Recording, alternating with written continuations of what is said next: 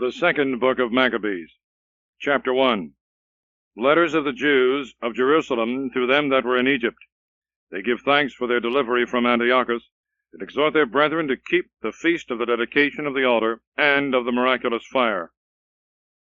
To the brethren the Jews that are throughout Egypt, the brethren the Jews that are in Jerusalem and in the land of Judea, send health and good peace. May God be gracious to you, and remember his covenant that he made with Abraham and Isaac and Jacob, his faithful servants, and give you all a heart to worship him, and to do his will with a great heart and a willing mind. May he open your heart in his law, and in his commandments, and send you peace. May he hear your prayers, and be reconciled unto you, and never forsake you in the evil time. And now, here we are praying for you. When Demetrius reigned in the year 169, we Jews wrote to you in the trouble and violence that came upon us in those years, after Jason withdrew himself from the Holy Land and from the kingdom. They burnt the gate and shed innocent blood. Then we prayed to the Lord, and were heard, and we offered sacrifices and fine flour, and lighted the lamps, and set forth the loaves. And now celebrate ye the days of Scenopegia in the month of Caslu. To the year 188, people that is at Jerusalem and in Judea, and the Senate and Judas, to Aristobulus, the preceptor of King Ptolemy, who is of the stock of the anointed priests, and to the Jews that are in Egypt, health and welfare. Having been delivered by God out of great dangers, we give him great thanks, forasmuch as we have been in war with such a king. For he made numbers of men swarm out of Persia that have fought against us and the holy city. And when the leader himself was in Persia, and with him a very great army, he fell in the temple of Nannia, being deceived by the counsel of the priests of Nannia. For Antiochus with his friends came to the place, as though he would marry her, and that he might receive great sums of money under the title of a dowry. And when the priests of Nannia had sent it forth, and he with a small company had entered into the compass of the temple, they shut the temple. And Antiochus was come in, and opening a secret entrance of the temple, they cast stones and slew the leader, and them that were with him, and hewed them in pieces, cutting off their heads, they threw them forth. Blessed be God in all things, who hath delivered up the wicked. Therefore, whereas we propose to keep the purification of the temple on the 25th day of the month of Caslu, we thought it necessary to signify it to you, that you also may keep the day of Scenopegia, and the day of the fire that was given when Nehemiah offered sacrifice after the temple and the altar was built. For when our fathers were led into Persia, priests that then were worshippers of God took privately the fire from the altar, and hid it in a valley where there was a deep pit without water. There they kept it safe, so that the place was unknown to all men. But when many years had passed, and it pleased God that Nehemiah should be sent by the king of Persia, he sent some of the posterity of those priests that had hid it to seek for the fire. And as they told us, they found no fire but thick water. Then he made them draw it up, and bring it to him, and the priest Nehemiah commanded the sacrifices that were laid on to be sprinkled with the same water, both the wood and the things that were laid upon it. And when this was done, and the time came that the sun shone out, which before was in a cloud, there was a great fire kindled, so that all wondered. And all the priests made prayer while the sacrifice was consuming, Jonathan beginning, and the rest answering. And the prayer of Nehemiah was after this manner: O Lord God, creator of all things, dreadful and strong, just and merciful, who alone art the good King, who alone art gracious, who alone art just and almighty and eternal, who deliverest Israel from all evil, who didst choose the fathers and didst sanctify them. Receive the sacrifice of all thy people Israel, and preserve thy own portion, and sanctify it. Gather together our scattered people, deliver them that are slaves to the Gentiles, and look upon them that are despised and abhorred, that the Gentiles may know that thou art our God. Punish them that oppress us, and that treat us injuriously with pride. Establish thy people in thy holy place, as Moses hath spoken. And the priests sung hymns till the sacrifice was consumed. And when the sacrifice was consumed, Nehemiah commanded the water that was left to be poured out upon the great stones, which being done, there was kindled a flame from them, that it was consumed by the light that shined from the altar. And when this matter became public, it was told to the king of Persia that in the place where the priests that were led away had hid the fire, there appeared water, with which Nehemiah and they that were with him had purified the sacrifices. And the king, considering and diligently examining the matter, made a temple for it, that he might prove what had happened. And when he had proved it, he gave the priests many goods and divers presents, and he took and distributed them to them with his own hand. And Nehemiah called this place Nephthar, which is interpreted purification, but many call it Nephi. Chapter 2. A continuation of the second letter of Jeremiah's hiding the ark at the time of the captivity. The author's preface. Now it is found in the descriptions of Jeremiah the prophet that he commanded them that went into captivity to take the fire, as it hath been signified, and how he gave charge to them that were carried away into captivity, and how he gave them the law that they should not forget the commandments of the Lord, that they should not err in their minds, seeing the idols of gold and silver and the ornaments of them. And with others such like speeches, he exhorted them that they would not remove the law from their heart. It was also contained in the same writing how the prophet, being warned by God, commanded that the tabernacle and the ark should accompany him till he came forth to the mountain, where Moses went up and saw the inheritance of God. And when Jeremiah came thither, he found a hollow cave, and he carried in thither the tabernacle and the ark and the altar of incense, and so stopped the door. Then some of them that followed him came up to mark the place, but they could not find it. And when Jeremiah perceived it, he blamed them, saying, The place shall be unknown till God gather together the congregation of the people, and receive them to mercy. And then the Lord will show these things, and the majesty of the Lord shall appear. And there shall be a cloud, as it was also showed to Moses. And he showed it when Solomon prayed that the place might be sanctified to the great God. For he treated wisdom in a magnificent manner, and like a wise man he offered the sacrifice of the dedication and of the finishing of the temple. And as Moses prayed to the Lord, and fire came down from heaven and consumed the holocaust, so Solomon also prayed, and fire came down from heaven and consumed the holocaust. And Moses said, Because the sin offering was not eaten, it was consumed. So Solomon also celebrated the dedication 8 days. And these same things were set down in the memoirs and commentaries of Nehemiah, and how he made a library and gathered together out of the countries the books both of the prophets and of David, and the epistles of the kings, and concerning the holy gifts. And in like manner Judas also gathered together all such things as were lost by the war we had, and they are in our possession. Wherefore, if you want these things, send some that may fetch them to you. As we are then about to celebrate the purification, we have written unto you, and you shall do well if you keep the same days.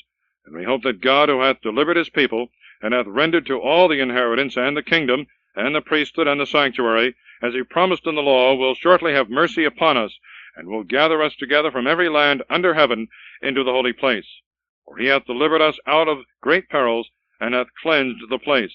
Now as concerning Judas Maccabeus and his brethren, and the purification of the great temple, and the dedication of the altar, as also the wars against Antiochus the illustrious, and his son Eupator, and the manifestations that came from heaven to them, that behaved themselves manfully on the behalf of the Jews, so that, being but a few, they made themselves masters of the whole country, and put to flight the barbarous multitude, and recovered again the most renowned temple in all the world, and delivered the city, and restored the laws that were abolished, the Lord with all clemency showing mercy to them.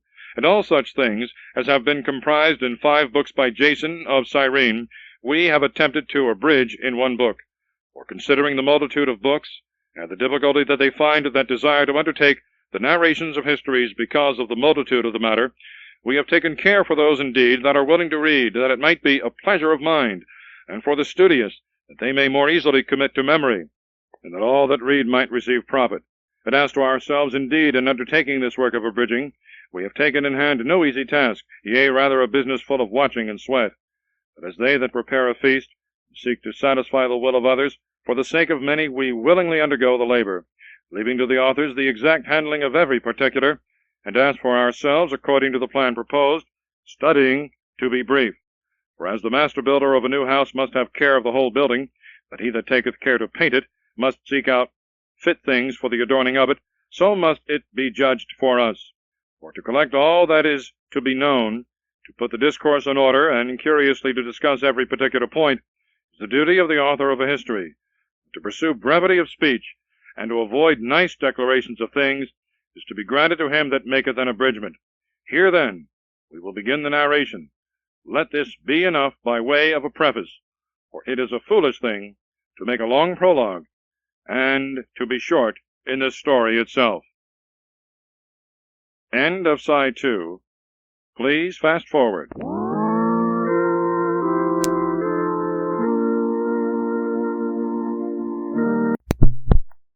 The second book of Machabees, chapter 3.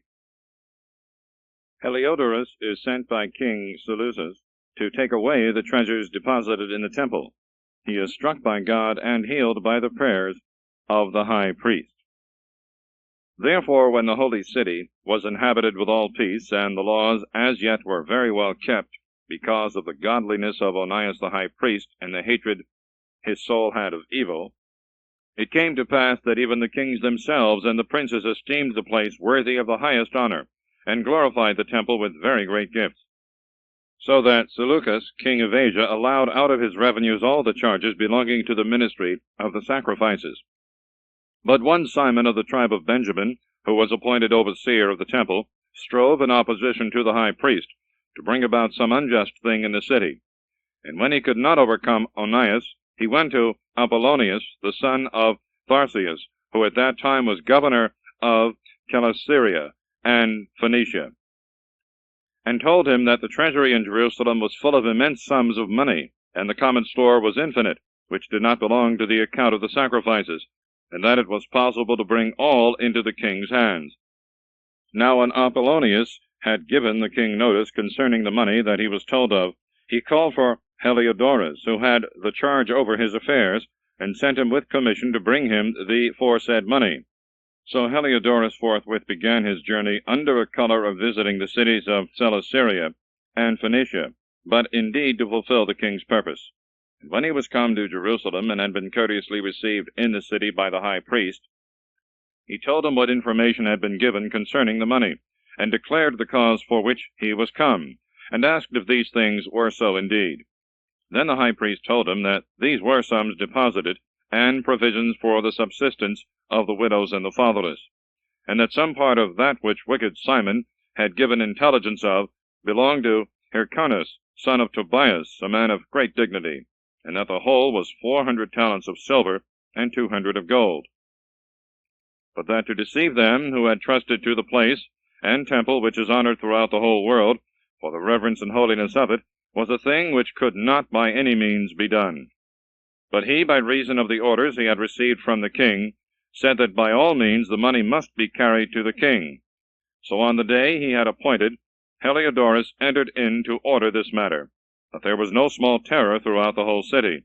And the priests prostrated themselves before the altar in their priests' vestments, and called upon him from heaven, who made the law concerning things given to be kept, that he would preserve them safe for them that had deposited them. Now whosoever saw the countenance of the high priest was wounded in heart, for his face and the changing of his color declared the inward sorrow of his mind. For the man was so compassed with sadness and horror of the body, that it was manifest to them that beheld him what sorrow he had in his heart. Others also came flocking together out of their houses, praying and making public supplication, because the place was like to come into contempt. And the women, girded with haircloth about their breasts, came together in the streets. And the virgins also that were shut up came forth, some to Onias, and some to the walls, and others looked out of the windows, and all holding up their hands towards heaven, made supplication. For the expectation of the mixed multitude and of the high priest, who was in an agony, would have moved anyone to pity. And these indeed called upon Almighty God to preserve the things that had been committed to them, safe and sure for those that had committed them. But Heliodorus executed that which he had resolved on, himself being present in the same place with his guard about the treasury. But the Spirit of the Almighty God gave a great evidence of his presence, so that all that had presumed to obey him, falling down by the power of God, were struck with fainting and dread. For there appeared to them a horse with a terrible rider upon him, adorned with a very rich covering, and he ran fiercely and struck Heliodorus with his forefeet, and he that sat upon him seemed to have armor of gold. Moreover there appeared 2 other young men, beautiful and strong, bright and glorious, and in comely apparel, who stood by him on either side, and scourged him without ceasing with many stripes. And Heliodorus suddenly fell to the ground, and they took him up covered with a great darkness, and having put him into a litter, they carried him out. So he that came with many servants, and all his guard into the aforesaid treasury, was carried out, no one being able to help him, the manifest power of God being known. And he indeed by the power of God lay speechless, and without all hope of recovery. But they praised the Lord, because he had glorified his place, and the temple, that a little before was full of fear and trouble, when the Almighty Lord appeared, was filled with joy and gladness. Then some of the friends of Heliodorus forthwith begged of Onias that he would call upon the Most High to grant him his life, who was ready to give up the ghost. So the high priest, considering that the king might perhaps suspect that some mischief had been done to Heliodorus by the Jews, offered a sacrifice of health for the recovery of the man. And when the high priest was praying, the same young men in the same clothing stood by Heliodorus, and said to him, Give thanks to Onias the priest, because for his sake the Lord hath granted thee life. Thou, having been scourged by God, declare unto all men the great works and the power of God. And having spoken thus, they appeared no more. So Heliodorus, after he had offered a sacrifice to God, and made great vows to him, that had granted him life, and given thanks to Onias, taking his troops with him, returned to the king. And he testified to all men the works of the great God, which he had seen with his own eyes. And when the king asked Heliodorus who might be a fit man to be sent yet once more to Jerusalem, he said, If thou hast any enemy or traitor to thy kingdom, send him thither, and thou shalt receive him again scourged, if so be he escape.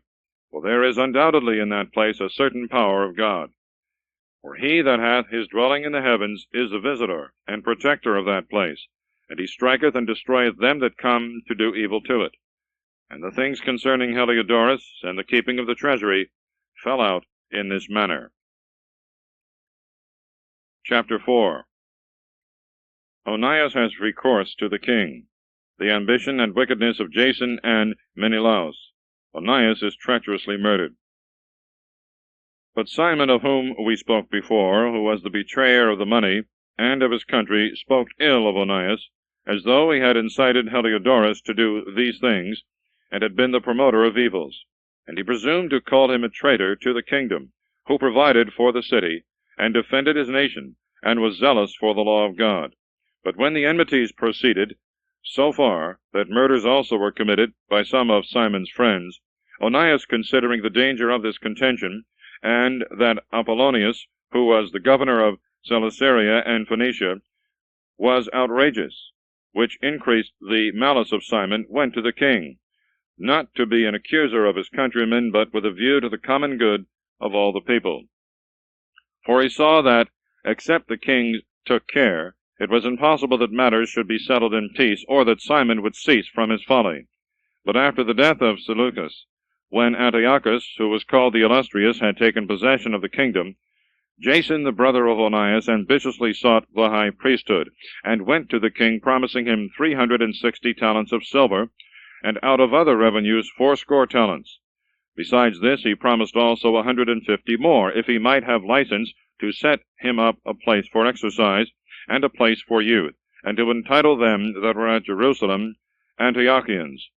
Which when the king had granted, and he had gotten the rule into his hands, forthwith he began to bring over his countrymen to the fashion of the heathens, and abolishing those things which had been decreed of special favor by the kings in behalf of the Jews, by the means of John, the father of Eupolemus, who went ambassador to Rome to make amity and alliance, he disannulled the lawful ordinances of the citizens, and brought in fashions that were perverse. For he had the boldness to set up under the very castle a place of exercise, and to put all the choicest youths in brothel houses. Now this was not the beginning, but an increase in progress of heathenish and foreign manners, through the abominable and unheard-of wickedness of Jason, that impious wretch and no priest, insomuch that the priests were not now occupied about the offices of the altar, but despising the temple and neglecting the sacrifices, hastened to be partakers of the games, and of the unlawful allowance thereof, and of the exercise of the discus. In setting naught by the honors of their fathers, they esteemed the Grecian glories for the best, for the sake of which they incurred a dangerous contention, and followed earnestly their ordinances, and in all things they coveted to be like them, who are their enemies and murderers. For acting wickedly against the laws of God doth not pass unpunished, but this the time following will declare. Now when the game that was used every 5th year was kept at Tyre, the king being present, the wicked Jason sent from Jerusalem sinful men to carry 300 didrachmas of silver for the sacrifice of Hercules. But the bearers thereof desired it might not be bestowed on the sacrifices, because it was not necessary, but might be deputed for other charges. So the money was appointed by him that sent it to the sacrifice of Hercules, but because of them that carried it was employed for the making of galleys. Now when Apollonius the son of Mnestheus was sent into Egypt to treat with the nobles of King Philometor, and Antiochus understood that he was wholly excluded from the affairs of the kingdom, consulting his own interest, he departed thence and came to Joppa, and from thence to Jerusalem, where he was received in a magnificent manner by Jason and the city, and came in with torchlights and with praises, and from thence he returned with his army into Phoenicia. 3 years afterwards Jason sent Menelaus, brother of the aforesaid Simon, to carry money to the king, and to bring answers from him concerning certain necessary affairs. But he, being recommended to the king, when he had magnified the appearance of his power, got the high priesthood for himself, by offering more than Jason by 300 talents of silver. So having received the king's mandate, he returned bringing nothing worthy of the high priesthood, but having the mind of a cruel tyrant, and the rage of a savage beast. Then Jason, who had undermined his own brother, being himself undermined, was driven out a fugitive into the country of the Ammonites. So Menelaus got the principality, but as for the money he had promised to the king, he took no care, when Sostratus, the governor of the castle, called for it, for to him appertained the gathering of the taxes. Wherefore they were both called before the king. And Menelaus was removed from the priesthood, Lysimachus his brother succeeding, and Sostratus was made governor of the Cyprians. When these things were in doing, it fell out that they of Tharsis and Melos raised a sedition, because they were given for a gift to Antiochus, the king's concubine. The king therefore went in all haste to appease them, leaving Andronicus, one of his nobles, for his deputy. Then Menelaus, supposing that he had found a convenient time, having stolen certain vessels of gold out of the temple, gave them to Andronicus, and others he had sold at Tyre and in the neighboring cities. Which when Onias understood, most certainly he reproved him, keeping himself in a safe place at Antioch beside Daphne. Whereupon Menelaus, coming to Andronicus, desired him to kill Onias. And he went to Onias, and gave him his right hand with an oath, and though he were suspected by him, persuaded him to come forth out of the sanctuary, and immediately slew him, without any regard to justice, for which cause not only the Jews, but also the other nations, conceived indignation, and were much grieved for the unjust murder of so great a man. And when the king was come back from the places at Cilicia, the Jews that were at Antioch, and also the Greeks, went to him, complaining of the unjust murder of Onias. Antiochus therefore was grieved in his mind for Onias, and being moved to pity, shed tears, remembering the sobriety and modesty of the deceased. And being inflamed to anger, he commanded Andronicus to be stripped of his purple, and to be led about through all the city, and that in the same place wherein he had committed the impiety against Onias, the sacrilegious wretch should be put to death, the Lord repaying him his deserved punishment. Now when many sacrileges had been committed by Lysimachus in the temple by the counsel of Menelaus, and the rumor of it was spread abroad, the multitude gathered themselves together against Lysimachus, a great quantity of gold being already carried away. Wherefore the multitude making an insurrection, and their minds being filled with anger, Lysimachus armed about 3,000 men, and began to use violence, one Tyrannus being captain, a man far gone both in age and in madness. But when they perceived the attempt of Lysimachus, some caught up stones, some strong clubs, and some threw ashes upon Lysimachus, and many of them were wounded, and some struck down to the ground, but all were put to flight. And as for the sacrilegious fellow himself, they slew him beside the treasury. Now concerning these matters, an accusation was laid against Menelaus. When the king was come to Tyre, 3 men were sent from the ancients to plead the cause before him. But Menelaus, being convicted, promised Ptolemy to give him much money to persuade the king to favor him.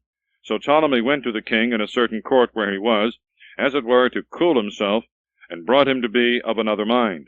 So Menelaus, who was guilty of all the evil, was acquitted by him of the accusations. And those poor men who, if they had pleaded their cause even before Scythians, should have been judged innocent, were condemned to death. Thus they that prosecuted the cause for the city and for the people and the sacred vessels did soon suffer unjust punishment. Wherefore even the Tyrians, being moved with indignation, were liberal towards their burial. And so, through the covetousness of them that were in power, Menelaus continued in authority, increasing in malice, to the betraying of the citizens. Chapter 5. Wonderful signs are seen in the air. Jason's wickedness and end. Antiochus takes Jerusalem and plunders the temple. At the same time Antiochus prepared for a second journey into Egypt. And it came to pass that through the whole city of Jerusalem for the space of 40 days there were seen horsemen running in the air in gilded raiment, and armed with spears like bands of soldiers, and horses set in order by ranks, running one against another, with the shakings of shields, and a multitude of men in helmets, with drawn swords, and casting of darts, and glittering of golden armor, and of harnesses of all sorts. Wherefore all men prayed that these prodigies might turn to good. Now when there was gone forth a false rumor, as though Antiochus had been dead, Jason, taking with him no fewer than 1,000 men, suddenly assaulted the city. And though the citizens ran together to the wall, the city at length was taken, and Menelaus fled into the castle. But Jason slew his countrymen without mercy, not considering that prosperity against one's own kindred is a very great evil, thinking they had been enemies and not citizens whom he conquered. Yet he did not get the principality, but received confusion at the end, for the reward of his treachery, and fled again into the country of the Ammonites. At the last, having been shut up by Aretas, the king of the Arabians, in order for his destruction, flying from city to city, hated by all men as a forsaker of the laws, and execrable as an enemy of his country and countrymen, he was thrust out into Egypt. And he that had driven many out of their country perished in a strange land, going to Lacedaemon, as if for kindred's sake he should have refuge there. But he that had cast out many unburied was himself cast forth both unlamented and unburied, neither having foreign burial, nor being partaker of the sepulchre of his fathers.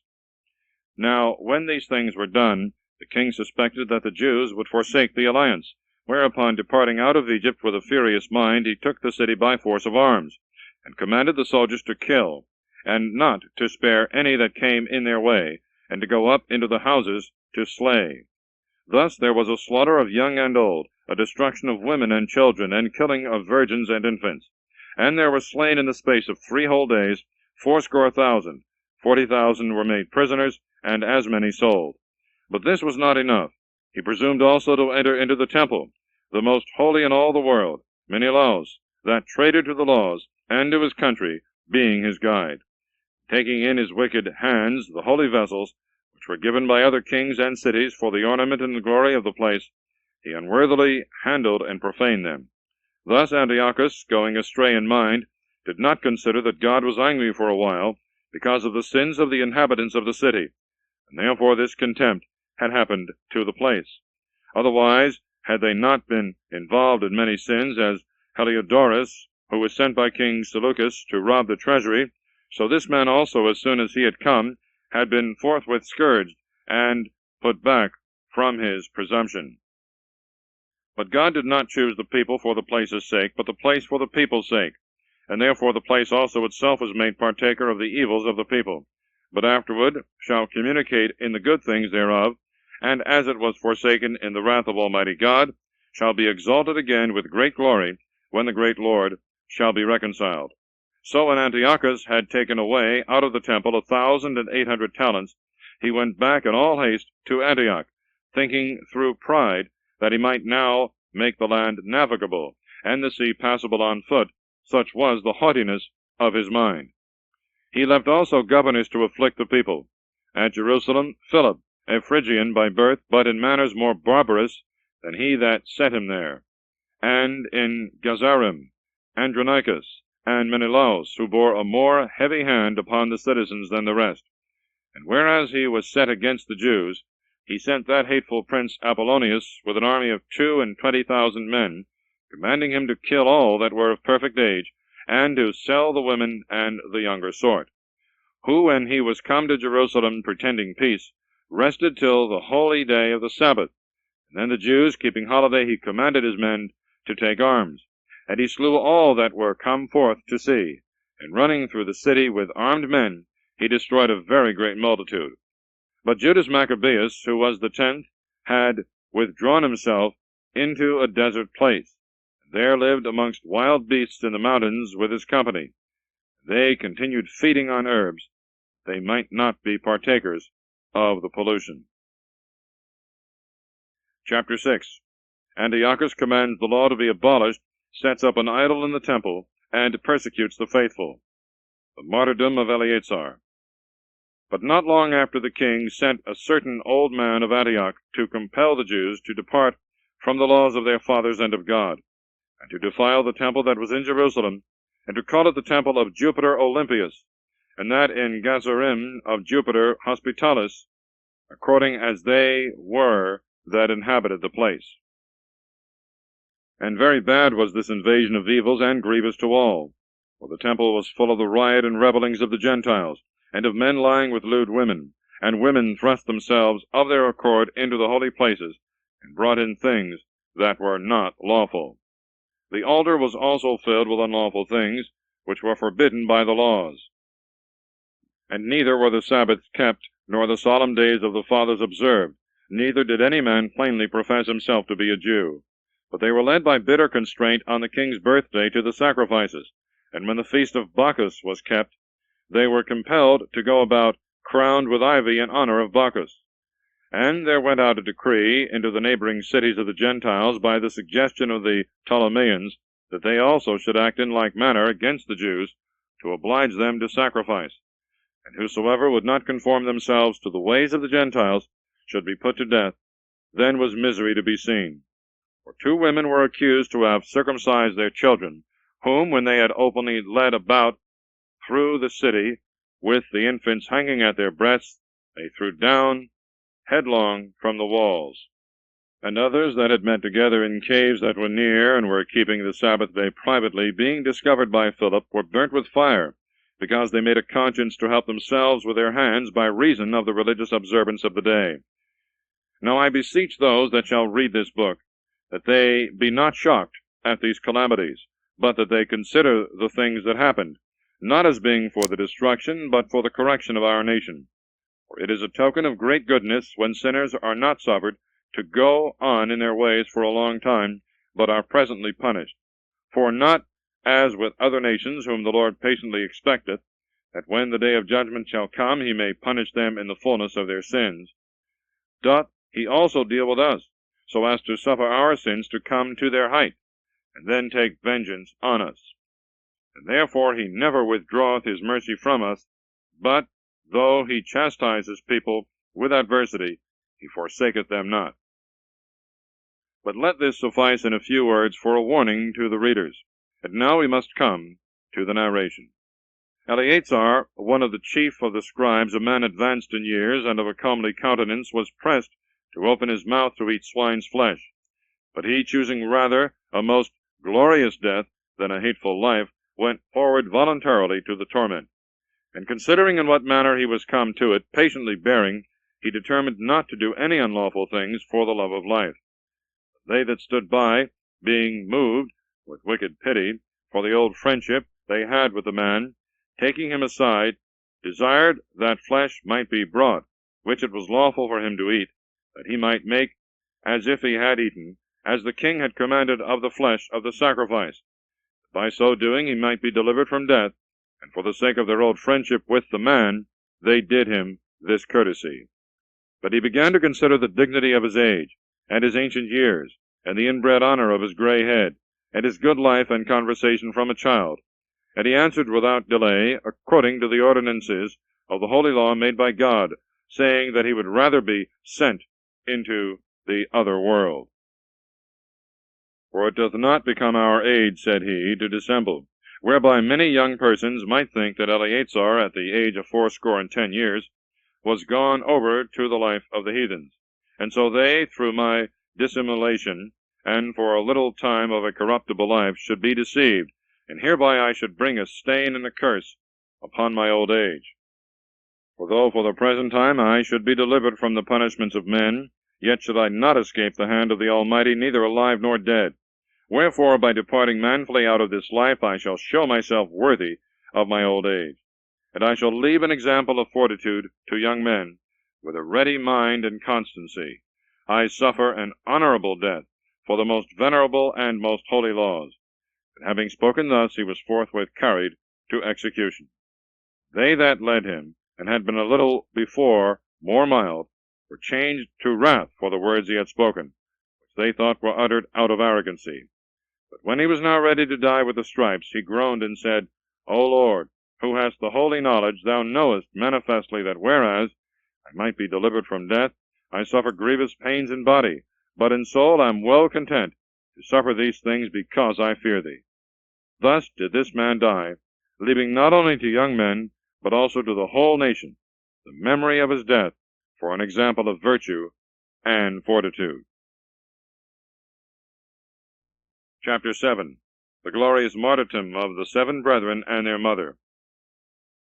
It came to pass also that 7 brethren, together with their mother, were apprehended and compelled by the king to eat swine's flesh against the law, for which end they were tormented with whips and scourges.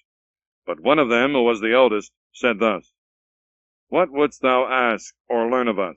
We are ready to die rather than to transgress the laws of God, received from our fathers. Then the king, being angry, commanded frying pans and brazen cauldrons to be made hot, which forthwith, being heated, he commanded to cut out the tongue of him that had spoken first, and the skin of his head being drawn off, to chop off also the extremities of his hands and feet, the rest of his brethren and his mother looking on. And when he was now maimed in all parts, he commanded him, being yet alive, to be brought to the fire, and to be fried in the frying pan.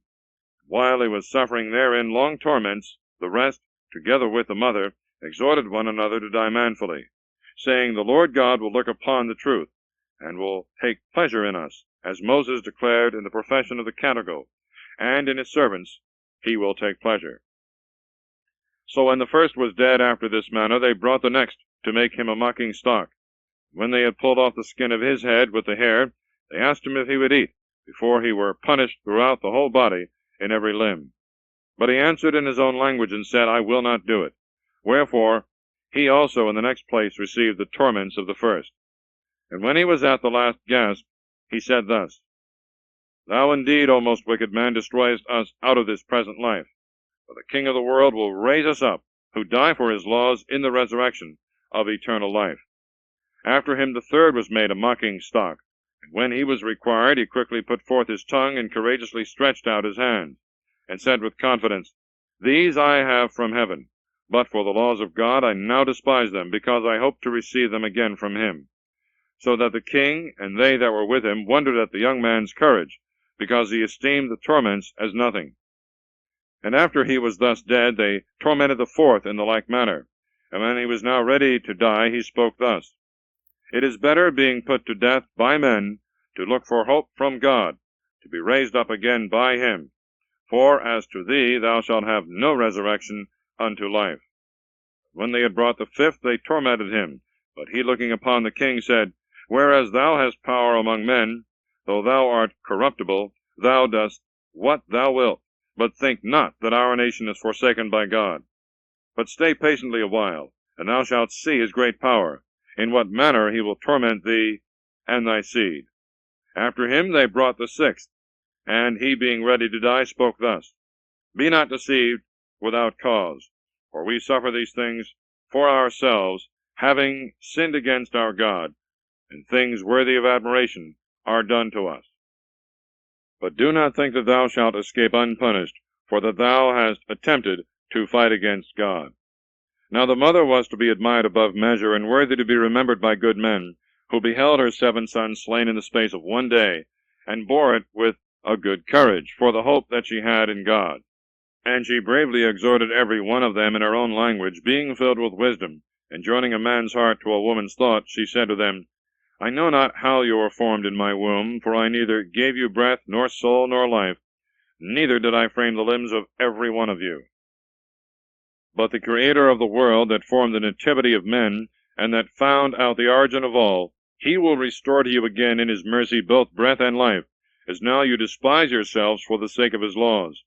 Now Antiochus, thinking himself despised, and withal despising the voice of the upbraider, when the youngest was yet alive, did not only exhort him by words, but also assured him with an oath, that he would make him a rich and a happy man, and if he would turn from the laws of his fathers, would take him for a friend, and furnish him with things necessary. But when the young man was not moved with these things, the king called the mother, and counseled her to deal with the young man to save his life. And when he had exhorted her with many words, she promised that she would counsel her son. So bending herself towards him, mocking the cruel tyrant, she said in her own language, My son, have pity upon me, that bore thee 9 months in my womb, and gave thee suck 3 years, and nourished thee, and brought thee up unto this age. I beseech thee, my son, look upon heaven and earth, and all that is in them, and consider that God made them out of nothing, and mankind also. So thou shalt not fear this tormentor, but being made a worthy partner with thy brethren, receive death, that in that mercy I may receive thee again with thy brethren. While she was yet speaking these words, the young man said, For whom do you stay? I will not obey the commandment of the king, but the commandment of the law, which was given us by Moses. But thou that hast been the author of all mischief against the Hebrews shalt not escape the hand of God, for we suffer thus for our sins. And though the Lord our God is angry with us a little while for our chastisement and correction, yet he will be reconciled again to his servants.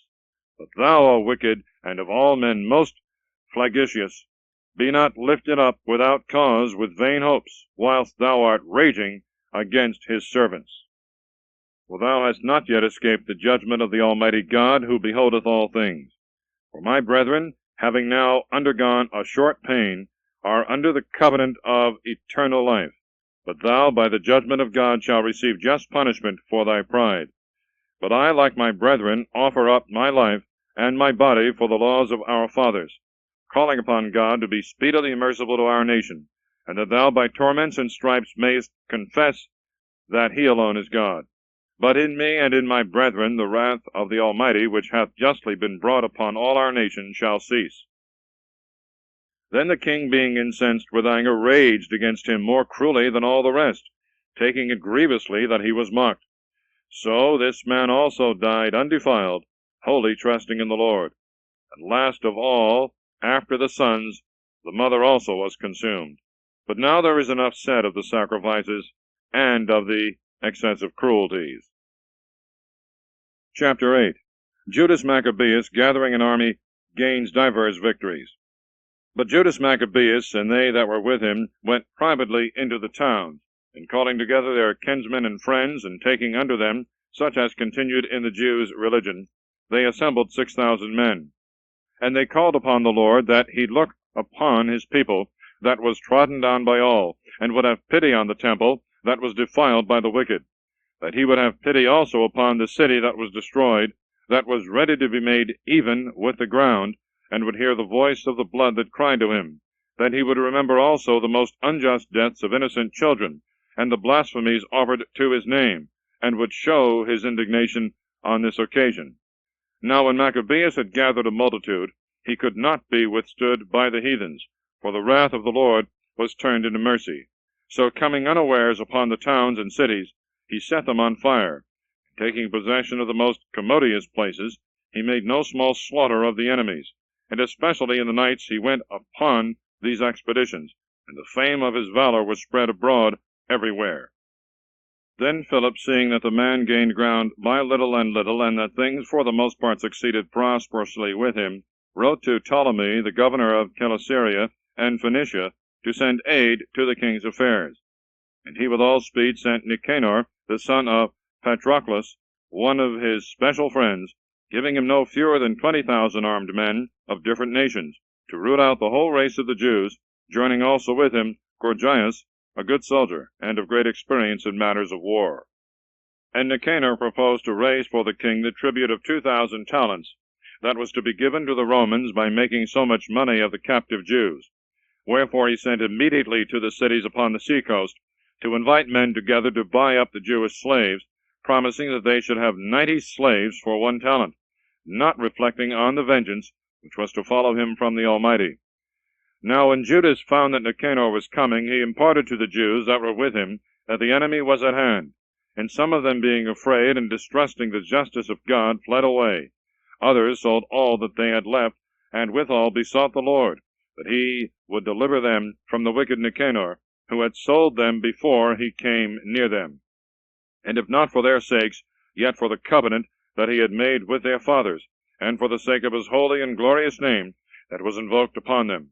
But Machabees, calling together 7,000 that were with him, exhorted them not to be reconciled to the enemies, nor to fear the multitude of the enemies who came wrongfully against them, but to fight manfully, setting before their eyes the injury they had unjustly done the holy place, and also the injury they had done to the city, which had been shamefully abused, besides their destroying the ordinances of the fathers. For, said he, they trust in their weapons, and in their boldness, but we trust in the Almighty Lord, who at a beck can utterly destroy both them that come against us and the whole world. Moreover, he put them in mind also of the helps their fathers had received from God, and how under Sennacherib 185,000 had been destroyed, and of the battle that they had fought against the Galatians in Babylonia, how they, being in all but 6,000, when it came to the point, and the Macedonians, their companions, were at a stand, slew 120,000, because of the help they had from heaven, and for this they received many favors. With these words they were greatly encouraged, and disposed even to die for the laws and their country. So he appointed his brethren captains over each division of his army, Simon and Joseph and Jonathan, giving to each one 1,500 men. And after the holy book had been read to them by Esdras, and he had given them for a watchword the help of God, himself leading the first band, he joined battle with Nicanor, and the Almighty being their helper, they slew above 9,000 men, and having wounded and disabled the greater part of Nicanor's army, they obliged them to fly. And they took the money of them that came to buy them, and they pursued them on every side. But they came back for want of time, for it was the day before the Sabbath, and therefore they did not continue the pursuit. But when they had gathered together their arms and their spoils, they kept the Sabbath, blessing the Lord who had delivered them that day, distilling the beginning of mercy upon them. Then after the Sabbath they divided the spoils to the feeble and the orphans and the widows, and the rest they took for themselves and their servants. When this was done, and they had all made a common supplication, they besought a merciful Lord to be reconciled to his servants unto the end. Moreover, they slew above 20,000 of them that were with Timotheus and Bacchides, who fought against them, and they made themselves masters of the high strongholds, and they divided amongst them many spoils, giving equal portions to the feeble, the fatherless, and the widows, yea, and the aged also. And when they had carefully gathered together their arms, they laid them all up in convenient places, and the residue of their spoils they carried to Jerusalem. They slew also Philarches, who was with Timotheus, a wicked man, who had many ways afflicted the Jews. And when they kept the feast of the victory at Jerusalem, they burnt Callisthenes, that had set fire to the holy gates, who had taken refuge in a certain house, rendering to him a worthy reward for his impieties. But as for that most wicked man, Nicanor, who had brought 1,000 merchants to the sale of the Jews, being through the help of the Lord brought down by them, of whom he had made no account, laying aside his garment of glory, fleeing through the middle country, he came alone to Antioch, being rendered very unhappy by the destruction of his army. And he that had promised to levy the tribute for the Romans by the means of the captives of Jerusalem now professed that the Jews had God for their protector, and therefore they could not be hurt, because they followed the laws appointed by him. Chapter 9. The wretched end and fruitless repentance of King Antiochus. At that time Antiochus returned with dishonor out of Persia, for he had entered into the city called Persepolis, and attempted to rob the temple and to oppress the city. But the multitude, running together to arms, put them to flight. And so it fell out that Antiochus, being put to flight, returned with disgrace. Now when he was come about Ecbatana, he received the news of what had happened to Nicanor and Timotheus.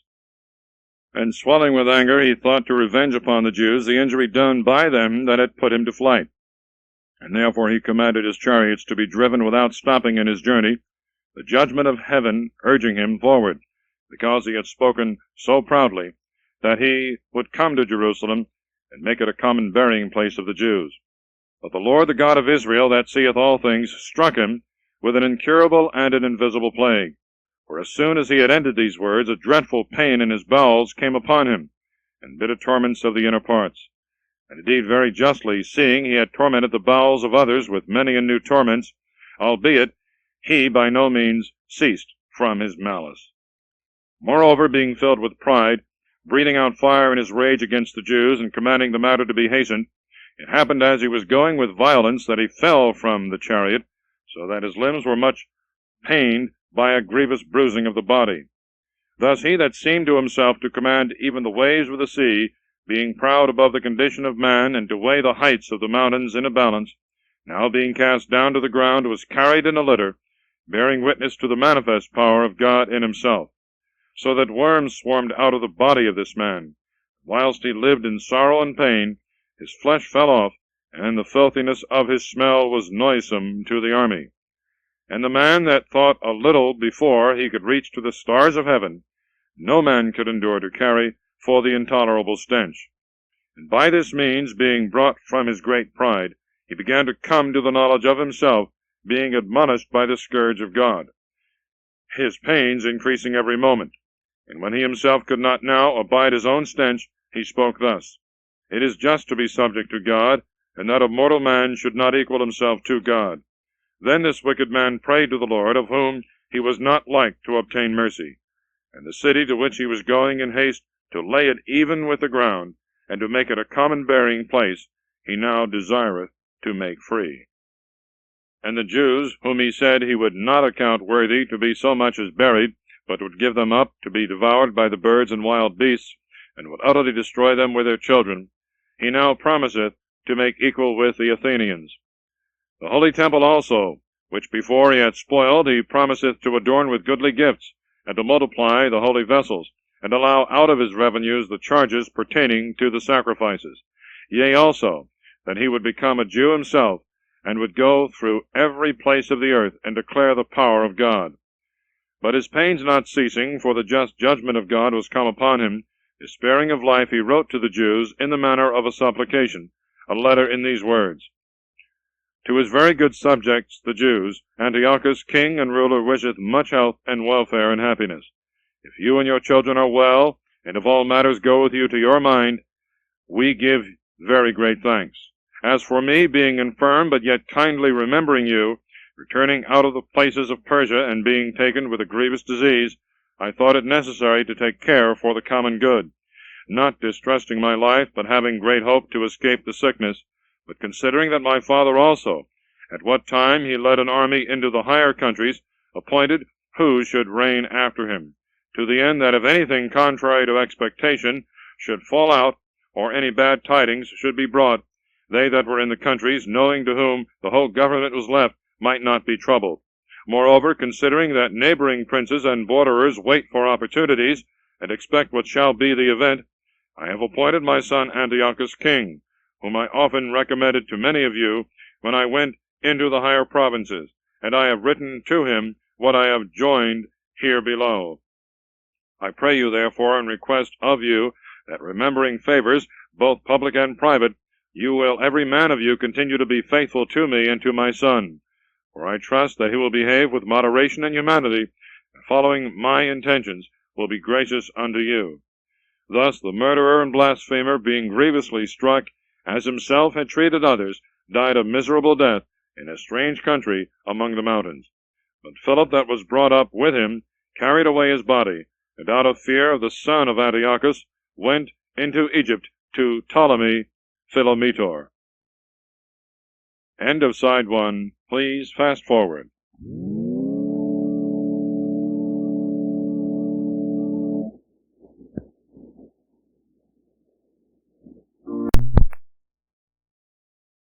Chapter 10. The purification of the temple and city. Other exploits of Judas, his victory over Timotheus. But Machabees, and they that were with him, by the protection of the Lord, recovered the temple and the city again. But he threw down the altars which the heathens had set up in the streets, as also the temples of the idols. And having purified the temple, they made another altar, and taking fire out of the fiery stones, they offered sacrifices after 2 years, and sent forth incense, and lamps, and the loaves of proposition. And when they had done these things, they besought the Lord, lying prostrate on the ground, that they might no more fall into such evils, but if they should at any time sin, that they might be chastised by him more gently, and not be delivered up to barbarians and blasphemous men. Now upon the same day that the temple had been polluted by the strangers, on the very same day it was cleansed again, to wit, on the 25th day of the month of Caslu.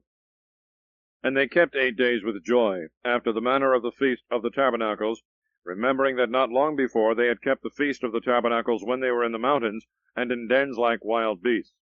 Therefore they now carried boughs, and green branches, and palms for him that had given them good success in cleansing his place. And they ordained by a common statute and decree that all of the nation of the Jews should keep those days every year. This was the end of Antiochus, that was called the Illustrious. But now we will relate the acts of Eupator, the son of that wicked Antiochus, abridging the account of the evils that happened in the wars. For when he was come to the crown, he appointed over the affairs of his realm one Lysias, general of the army of Phoenicia and Syria.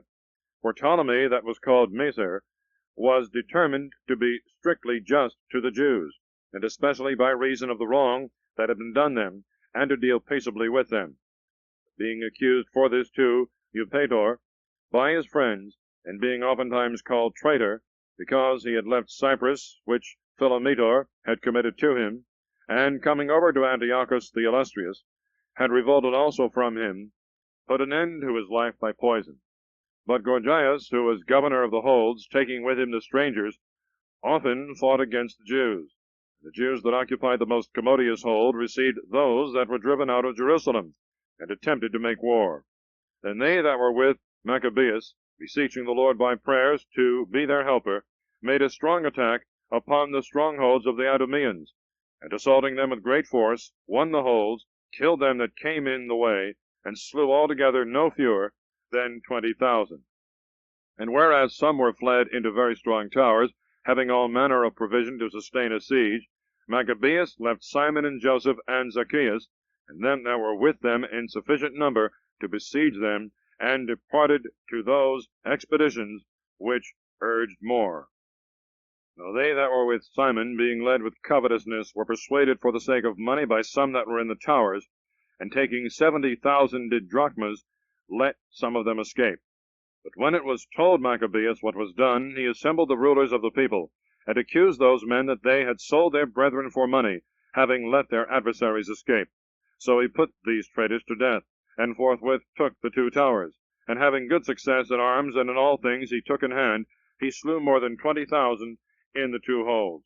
But Timotheus, who before had been overcome by the Jews, having called together a multitude of foreign troops, and assembled horsemen out of Asia, came as though he would take Judea by force of arms. But Machabees and they that were with him, when he drew near, prayed to the Lord, sprinkling earth upon their heads, and girding their loins with haircloth, and lying prostrate at the foot of the altar, besought him to be merciful to them, and to be an enemy to their enemies, and an adversary to their adversaries, as the law saith. And so after prayer, taking their arms, they went forth further from the city. When they were come very near the enemies, they rested. But as soon as the sun was risen, both sides joined battle, the one part having with their valor the Lord for a surety of victory and success, the other side making their rage their leader in battle. But when they were in the heat of the engagement, there appeared to the enemies from heaven 5 men upon horses, comely with golden bridles, conducting the Jews, 2 of whom took Machabees between them, and covered him on every side with their arms, and kept him safe, but cast darts and fireballs against the enemy, so that they fell down, being both confounded with blindness and filled with trouble. And there were slain 20,500 and 600 horsemen. But Timotheus fled into Gazara, a stronghold, where Chaereas was governor. Then Machabees and they that were with him cheerfully laid siege to the fortress 4 days. But they that were within, trusting to the strength of the place, blasphemed exceedingly, and cast forth abominable words. But when the 5th day appeared, 20 young men of them that were with Machabees, inflamed in their minds because of the blasphemy, approached manfully to the wall, and pushing forward with fierce courage, got up upon it. Moreover, others also getting up after them, went to set fire to the towers and the gates, and to burn the blasphemers alive. And having for 2 days together pillaged and sacked the fortress, they killed Timotheus, who was found hid in a certain place. They slew also his brother Piraeus and Apollophanes. And when this was done, they blessed the Lord with hymns and thanksgiving, who had done great things in Israel, and given them the victory. Chapter 11. Lysias is overthrown by Judas. He sues for peace. A short time after this, Lysias, the king's lieutenant and cousin, and who had chief charge over all the affairs, being greatly displeased with what had happened, gathered together 80,000 men, and all the horsemen, and came against the Jews, thinking to take the city, and make it a habitation of the Gentiles, and to make a gain of the temple, as of the other temples of the Gentiles, and to set the high priesthood to sale every year, never considering the power of God, but puffed up in mind, and trusting in the multitude of his foot soldiers, and the thousands of his horsemen, and his 80 elephants.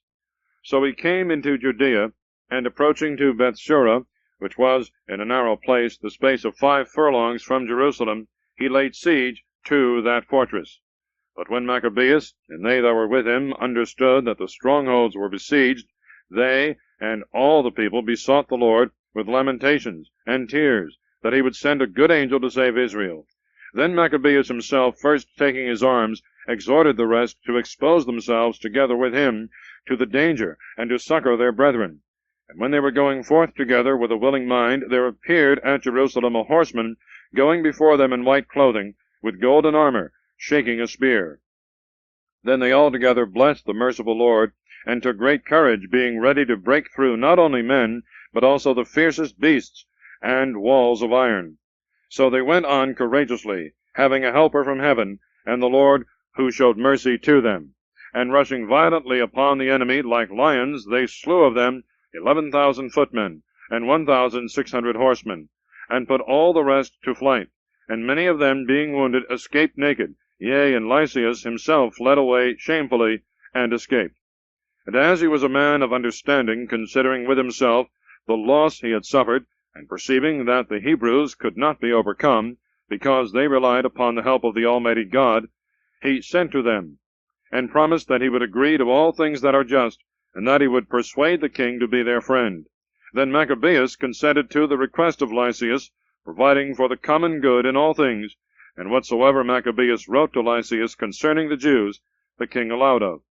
For there were letters written to the Jews from Lysias to this effect: Lysias to the people of the Jews, greeting. John and Absalom, who were sent from you, delivering your writings, requested that I would accomplish those things which were signified by them. Therefore whatsoever things could be reported to the king, I have represented to him, and he hath granted as much as the matter permitted. If therefore you will keep yourselves loyal in affairs, hereafter also I will endeavor to be a means of your good. But as concerning other particulars, I have given orders by word both to these and to them that are sent by me, to commune with you. Fare ye well, in the year 148, 24th day of the month of Dioscorus. But the king's letter contained these words: King Antiochus to Lysias his brother, greeting. Our father being translated amongst the gods, we are desirous that they that are in our realm should live quietly, and apply themselves diligently to their own concerns. And we have heard that the Jews would not consent to my father to turn to the rites of the Greeks, but that they would keep to their own manner of living, and therefore that they request us to allow them to live after their own laws. Wherefore, being desirous that this nation also should be at rest, we have ordained and decreed that the temples should be restored to them, and that they may live according to the custom of their ancestors. Thou shalt do well, therefore, to send to them, and grant them peace, that our pleasure being known, they may be of good comfort, and look to their own affairs. But the king's letter to the Jews was in this manner: King Antiochus, to the Senate of the Jews, and to the rest of the Jews, greeting. If you are well, you are as we desire. We ourselves also are well. Menelaus came to us, saying that you desired to come down to your countrymen that are with us. We grant, therefore, a safe conduct to all that come and go until the 30th day of the month of Xanthicus, that the Jews may use their own kind of meats and their own laws as before, and that none of them any manner of ways be molested for things which have been done by ignorance. And we have sent also Menelaus to speak to you. Fare ye well. In the year 148, the 15th day of the month of Xanthicus. The Romans also sent them a letter to this effect. Quintus Memmius and Titus Manlius, ambassadors of the Romans, to the people of the Jews, greeting. Whatsoever Lysias, the king's cousin, hath granted you, we also have granted. But touching such things as he thought should be referred to the king, after you have diligently conferred among yourselves, send some one forthwith, that we may decree as it is convenient for you, for we are going to Antioch. And therefore make haste to write back, that we may know of what mind you are. Fare ye well. In the year 148, the 15th day of the month of Xanthicus. Chapter 12. The Jews are still molested by their neighbors. Judas gains divers victories over them. He orders sacrifice and prayers for the dead. When these covenants were made, Lysias went to the king, and the Jews gave themselves to husbandry. But they that were behind, namely Timotheus and Apollonius, the son of Junius, also Hieronymus and Demothon, and besides them Nicanor the governor of Cyprus, would not suffer them to live in peace and to be quiet. The men of Joppa also were guilty of this kind of wickedness. They desired the Jews who dwelt among them to go with their wives and children into the boats, which they had prepared as though they had no enmity to them, which when they had consented to, according to the common decree of the city, suspecting nothing because of the peace, when they were gone forth into the deep, they drowned no fewer than 200 of them. But as soon as Judas heard of this cruelty done to his countrymen, he commanded the men that were with him, and after having called upon God the just judge, he came against those murderers of his brethren, and set the haven on fire in the night, burnt the boats, and slew with the sword them that escaped from the fire. And when he had done these things in this manner, he departed as if he would return again, and root out all the Joppites. But when he understood that the men of Jamnia also desired to do in like manner to the Jews that dwelt among them, he came upon the Jamnites also by night, and set the haven on fire with the ships, so that the light of the fire was seen at Jerusalem 240 furlongs off. And when they were now gone from thence 9 furlongs, and were marching towards Timotheus, 5,000 footmen and 500 horsemen of the Arabians set upon them. And after a hard fight, in which, by the help of God, they got the victory, the rest of the Arabians, being overcome, besought Judas for peace, promising to give him pastures, and to assist him in other things. And Judas, thinking that they might be profitable, indeed in many things, promised them peace, and after having joined hands, they departed to their tents. He also laid siege to a certain strong city, encompassed with bridges and walls, and inhabited by multitudes of different nations, the name of which is Casphim. But they that were within it, trusting in the strength of the walls and the provision of victuals, behaved in a more negligent manner, and provoked Judas with railing and blaspheming, and uttering such words as were not to be spoken. Machabees, calling upon the great Lord of the world, who without any rams or engines of war threw down the walls of Jericho in the time of Joshua, fiercely assaulted the walls. And having taken the city by the will of the Lord, he made an unspeakable slaughter, so that a pool adjoining of 2 furlongs broad seemed to run with the blood of the slain. From thence they departed 750 furlongs, and came to Caracad, to the Jews that are called Tobianites. But as for Timotheus, they found him not in those places, for before he had dispatched anything, he went back, having left a very strong garrison in a certain hold. But Dositheus and Sosipater, who were captains with Machabeus, slew them that were left by Timotheus in the hold, to the number of 10,000 men. And Machabees, having set in order about him 6,000 men, and divided them by bands, went forth against Timotheus, who had with him 120,000 footmen, and 2,500 horsemen. Now when Timotheus had knowledge of the coming of Judas, he sent the women and children, and the other baggage before him, into a fortress called Carnion, for it was impregnable and hard to come at, by reason of the straitness of the places. But when the first band of Judas came in sight, the enemies were struck with fear by the presence of God, who seeth all things, and they were put to flight one from another, so that they were often thrown down by their own companions, and wounded with the strokes of their own swords. But Judas was vehemently earnest in punishing the profane, of whom he slew 30,000 men. And Timotheus himself fell into the hands of the band of Dositheus and Sosipater, and with many prayers he besought them to let him go with his life, because he had the parents and brethren of many of the Jews, who by his death might happen to be deceived. And when he had given his faith that he would restore them according to the agreement, they let him go without hurt, for the saving of their brethren. Then Judas went away to Carnion, where he slew 25,000 persons. And after he had put to flight and destroyed these, he removed his army to Ephron, a strong city, wherein there dwelt a multitude of divers nations, and stout young men standing upon the walls made a vigorous resistance. And in this place there were many engines of war, and a provision of darts. But when they had invocated the Almighty, who with his power breaketh the strength of the enemies, they took the city, and slew 25,000 of them that were within. From thence they departed to Scythopolis, which lieth 600 furlongs from Jerusalem. But the Jews that were among the Scythopolitans, testifying that they were used kindly by them, and that even in the times of their adversity they had treated them with humanity, they gave them thanks, exhorting them to be still friendly to their nation.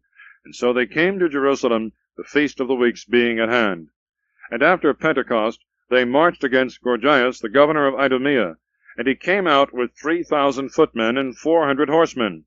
And when they had joined battle, it happened that a few of the Jews were slain. But Dositheus, a horseman, one of Bacanor's band, a valiant man, took hold of Gorgias, and when he would have taken him alive, a certain horseman of the Thracians came upon him, and cut off his shoulder, and so Gorgias escaped to Maresa. But when they that were with Esdrin had fought long, and were weary, Judas called upon the Lord to be their helper, and leader of the battle. Then beginning in his own language, and singing hymns with a loud voice, he put Gorgias' soldiers to flight. So Judas, having gathered together his army, came into the city Odollam. And when the 7th day came, they purified themselves according to the custom, and kept the Sabbath in the same place. And the day following Judas came with his company, to take away the bodies of them that were slain, and to bury them with their kinsmen in the sepulchres of their fathers.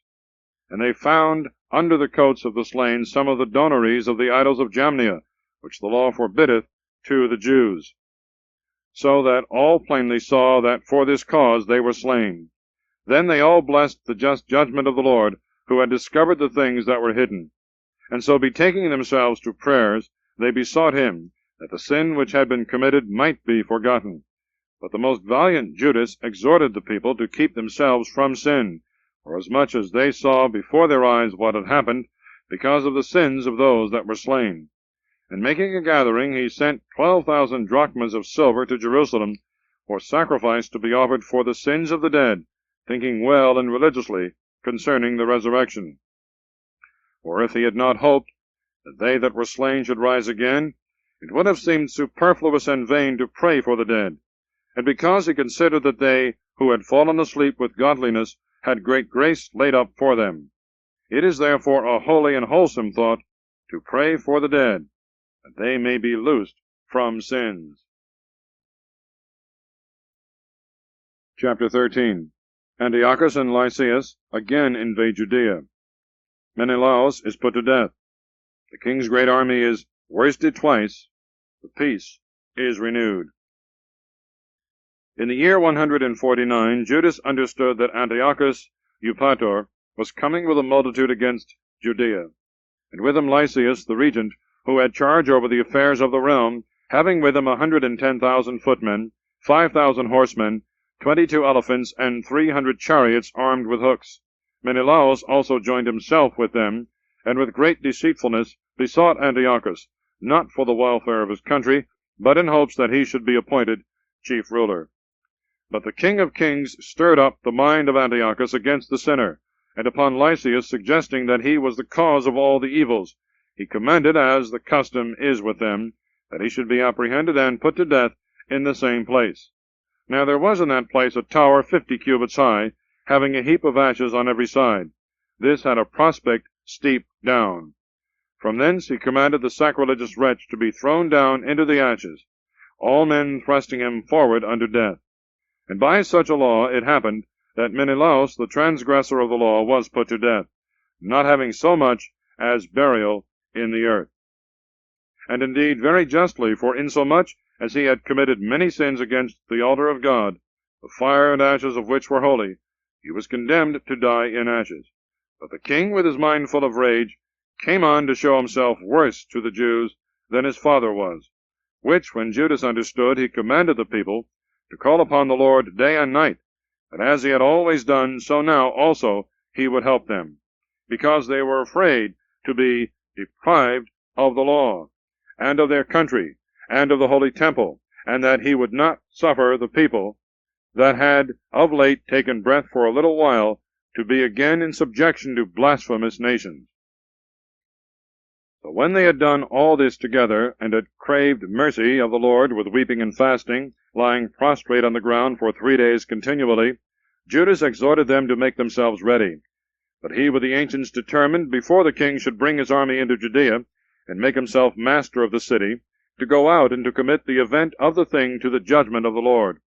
So committing all to God, the Creator of the world, and having exhorted his people to fight manfully, and to stand up even to death for the laws, the temple, the city, their country, and citizens, he placed his army about Modin.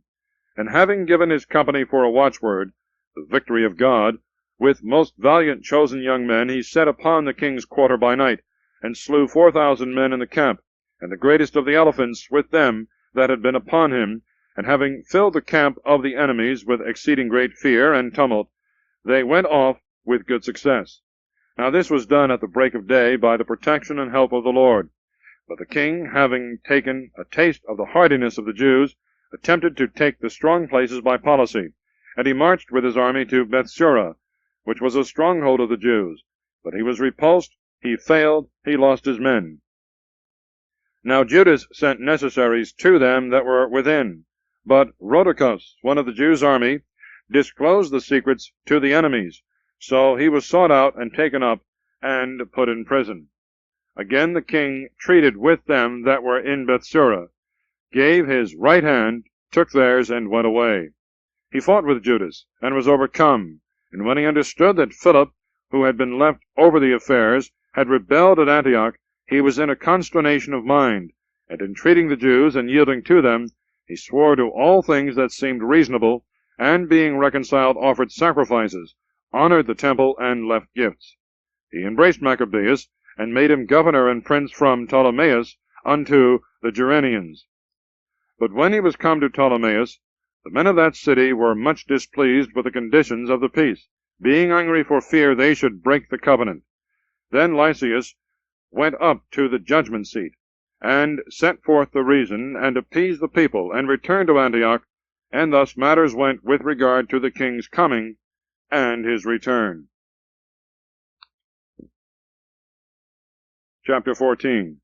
Demetrius challenges the kingdom. Alcimus applies to him to be made high priest. Nicanor is sent into Judea. His dealings with Judas. His threats. The history of Rosias.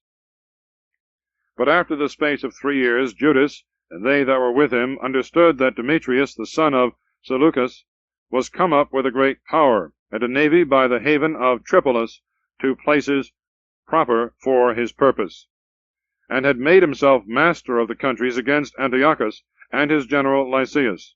Now one Alcimus, who had been chief priest, but had wilfully defiled himself in the time of mingling with the heathens, seeing that there was no safety for him, nor access to the altar, came to King Demetrius in the year 150, presenting unto him a crown of gold, and a palm, and besides these some boughs which seemed to belong to the temple.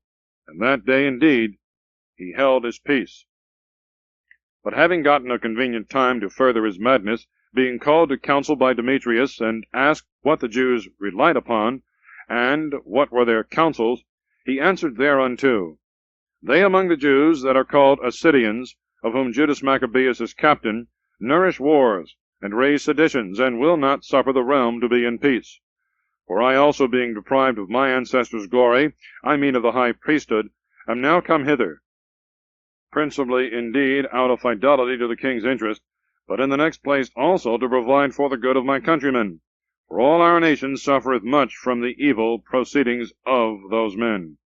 Wherefore, O king, seeing thou knowest all these things, take care, I beseech thee, both of the country and of our nation, according to thy humanity which is known to all men. For as long as Judas liveth, it is not possible that the state should be quiet. Now when this man had spoken to this effect, the rest also of the king's friends, who were enemies of Judas, incensed Demetrius against him. Forthwith he sent Nicanor, the commander over the elephants, governor into Judea, giving him in charge to take Judas himself, and disperse all them that were with him, and to make Alcimus the high priest of the great temple. Then the Gentiles who had fled out of Judea from Judas came to Nicanor by flocks, thinking the miseries and calamities of the Jews to be the welfare of their affairs. Now when the Jews heard of Nicanor's coming, and that the nations were assembled against them, they cast earth upon their heads, and made supplication to him who chose his people to keep them forever, and to protected his portion by evident signs. Then at the commandment of their captain, they forthwith removed from the place where they were, and went to the town of Dessau to meet them. Now Simon, the brother of Judas, had joined battles with Nicanor, but was frightened with the sudden coming of the adversaries. Nevertheless, Nicanor, hearing of the valor of Judas's companions, and the greatness of courage with which they fought for their country, was afraid to try the matter by the sword. Wherefore he sent Posidonius, and Theodosius, and Matthias before to present and receive the right hands. And when there had been a consultation thereupon, and the captain had acquainted the multitude with it, they were all of one mind to consent to covenants. So they appointed a day upon which they might commune together by themselves, and seats were brought out, and set for each one. But Judas ordered men to be ready in convenient places, lest some mischief might be suddenly practiced by the enemies. So they made an agreeable conference. And Nicanor abode in Jerusalem, and did no wrong, but sent away the flocks of the multitudes that had been gathered together. And Judas was always dear to him from the heart, and he was well affected to the man. And he desired him to marry a wife, and to have children. So he married. He lived quietly, and they lived in common. But Alcimus, seeing the love they had one to another, and the covenants, came to Demetrius, and told him that Nicanor assented to the foreign interest, for that he meant to make Judas, who was a traitor to the kingdom, his successor. Then the king, being in a rage and provoked with this man's wicked accusations, wrote Nicanor, signifying that he was greatly displeased with the covenant of friendship, and that he commanded him nevertheless to send Machabeus prisoner in all haste to Antioch. When this was done, Nicanor was in a consternation, and took it grievously that he should make void the articles that were agreed upon, having received no injury from the man. But because he could not oppose the king, he watched an opportunity to comply with the others. But when Machabeus perceived that Nicanor was more stern to him, and that when they met together as usual, he behaved himself in a rough manner, and was sensible that this rough behavior came not of good, he gathered together a few of his men, and hid himself from Nicanor. But he, finding himself notably prevented by the man, came to the great and holy temple, and commanded the priests that were offering the accustomed sacrifices to deliver him the man. And when they swore unto him that they knew not where the man was whom he sought, he stretched out his hand to the temple, and swore, saying, Unless you deliver Judas prisoner to me, I will lay this temple of God even with the ground, and will beat down the altar, and I will dedicate this temple to Bacchus. And when he had spoken thus, he departed.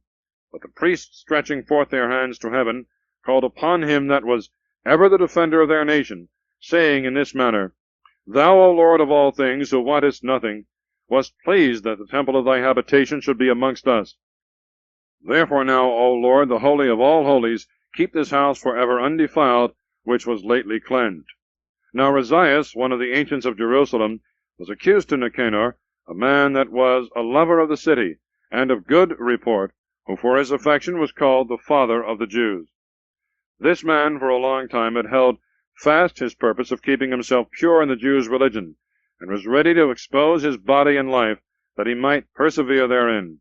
So Nicanor, being willing to declare the hatred that he bore the Jews, sent 500 soldiers to take him, for he thought by ensnaring him to hurt the Jews very much.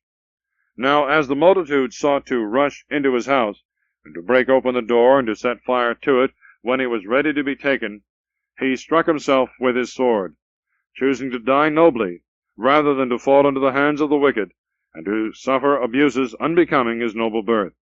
But whereas through haste he missed of giving himself a sure wound, and the crowd was breaking into the doors, he ran boldly to the wall, and manfully threw himself down to the crowd. But they quickly making room for his fall, he came upon the midst of the neck. And as he had yet breath in him, being inflamed in mind, he arose.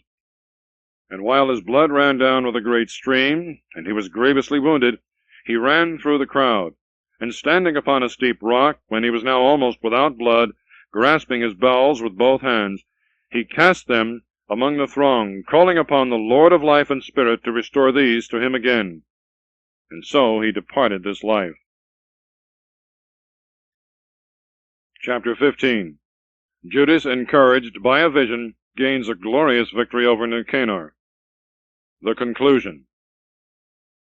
But when Nicanor understood that Judas was in the places of Samaria, he purported to set upon him with all violence on the Sabbath day. When the Jews that were constrained to follow him said, Do not act so fiercely and barbarously, but give honor to the day that is sanctified, and reverence him that beholdeth all things. That unhappy man asked, if there were a mighty one in heaven that had commanded the Sabbath day to be kept. And when they answered, There is the living Lord himself in heaven, the mighty one, that commanded the seventh day to be kept. Then he said, And I am mighty upon the earth, and I command to take arms, and to do the king's business. Nevertheless he prevailed not to accomplish his design. So Nicanor, being puffed up with exceeding great pride, thought to set up a public monument of victory over Judas. But Machabees ever trusted with all hope that God would help him. And he exhorted his people not to fear the coming of the nations, but to remember the help they had before received from heaven, and now to hope for victory from the Almighty. And speaking to them out of the law and the prophets, and withal putting them in mind of the battles they had fought before, he made them more cheerful. Then after he had encouraged them, he showed withal the falsehood of the Gentiles, and their breach of oaths. So he armed every one of them, not with defense of shield and spear, but with very good speeches and exhortations, and told them a dream worthy to be believed, whereby he rejoiced them all. Now the vision was in this manner. Onias, who had been high priest, a good and virtuous man, modest in his looks, gentle in his manners, and graceful in his speech, and who from a child was exercised in virtues, holding up his hands, prayed for all the people of the Jews. After this there appeared also another man, admirable for age and glory, and environed with great beauty and majesty. Then Onias answering said, This is a lover of his brethren, and of the people of Israel. This is he that prayeth much for the people, and for all the holy city, Jeremias, the prophet of God. Whereupon Jeremias stretched forth his right hand, and gave to Judas a sword of gold, saying, Take this holy sword, a gift from God, wherewith thou shalt overthrow the adversaries of my people Israel. Thus being exhorted with the words of Judas, which were very good and proper to stir up the courage and strengthen the hearts of the young men, they resolved to fight, and to set upon them manfully, that valor might decide the matter, because the holy city and the temple were in danger. For their concern was less for their wives and children, and for their brethren and kinsfolks, but their greatest and principal fear was for the holiness of the temple. And they also that were in the city had no little concern for them that were to be engaged in battle. And now, when all expected what judgment would be given, and the enemies were at hand, and the army was set in array, the beasts and the horsemen ranged in convenient places, Machabees, considering the coming of the multitude, and the divers preparations of armor, and the fierceness of the beasts, stretching out his hands to heaven, called upon the Lord, that worketh wonders, who giveth victory to them that are worthy, not according to the power of their arms, but according as it seemeth good to him.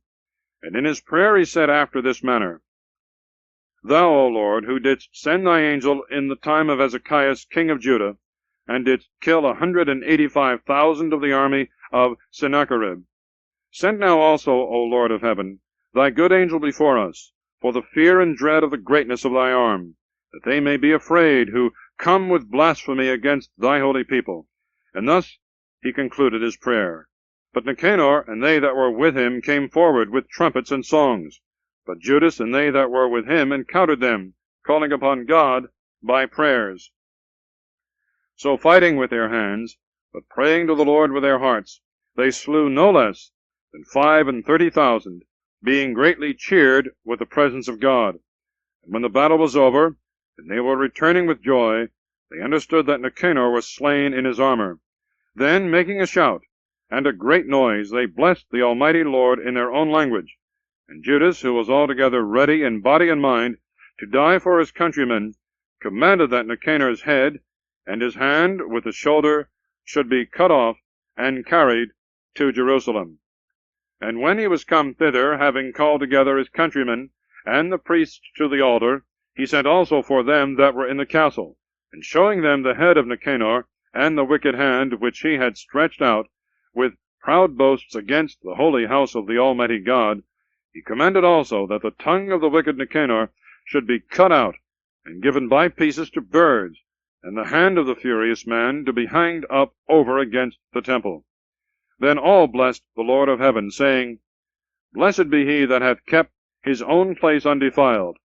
And he hung up Nicanor's head in the top of the castle, that it might be an evident and manifest sign of the help of God. And they all ordained by a common decree by no means to let this day pass without solemnity, but to celebrate the 13th day of the month of Adar, called, in the Syrian language, the day before Mordecaius' day. So these things being done with relation to Nicanor, and from that time the city being possessed by the Hebrews, I also will here make an end of my narration. Which if I have done well, and as it becometh the history, it is what I desired. But if not so perfectly, it must be pardoned me. For as it is hurtful to drink always wine, or always water, but pleasant to use sometimes the one and sometimes the other, so if the speech be always nicely framed, it will not be grateful to the readers. But here it shall be ended. Thus concludes the second book of Maccabees, and the Old Testament. This has been a complete reading of the Old Testament, the Douay version, first published by the English College at Douay in the year of our Lord, 1609, translated from the Latin Vulgate. End of Side 2. Please fast forward.